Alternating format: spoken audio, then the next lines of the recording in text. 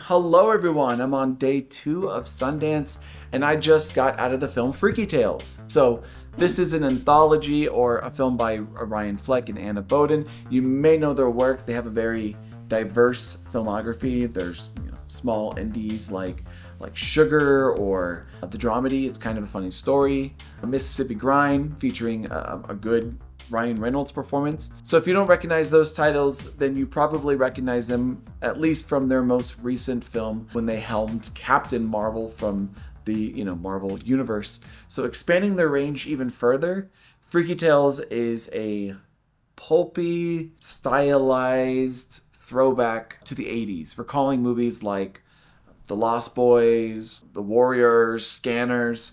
It's split in 4 different but intertwining chapters.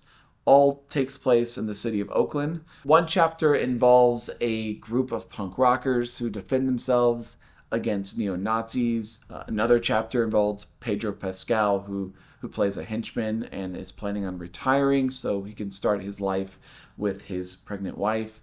And another is about best friends who are about to get their big break rap battling rapper Too Short. In fact, Too Short is where the title of the film comes from and actually is in the film as well. These are the tales, the freaky tales. The film is meant to feel like an old VHS tape. It's got the cheesy graphics. It even has that little occasional cue mark in the corner. And much of the film was surprisingly violent, like something you would see from like a Grindhouse film or Sin City. It's definitely not something I was expecting from Boden and Fleck. I don't think I've quite seen something like this in their filmography. And Ben Mendelsohn's in the film. He plays a corrupt detective. He's just kind of deliciously smarmy. Pedro Pascal, I think, further shows his natural charisma as a leading man. He's equal parts cool and likable. There's also a very big cameo from someone very famous that I got a big kick out of, but I won't reveal who that is. The shorts themselves were all pretty engaging. The way the stories connect and intertwine, I think that could have used a little bit more reworking.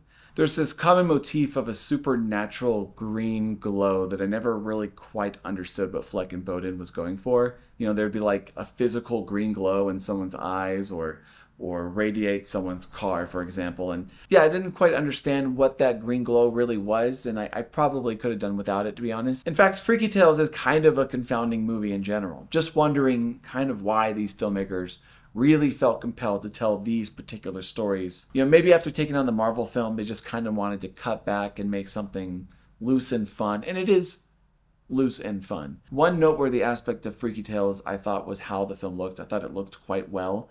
Jacques Fitzgerald gives each kind of film its own unique style.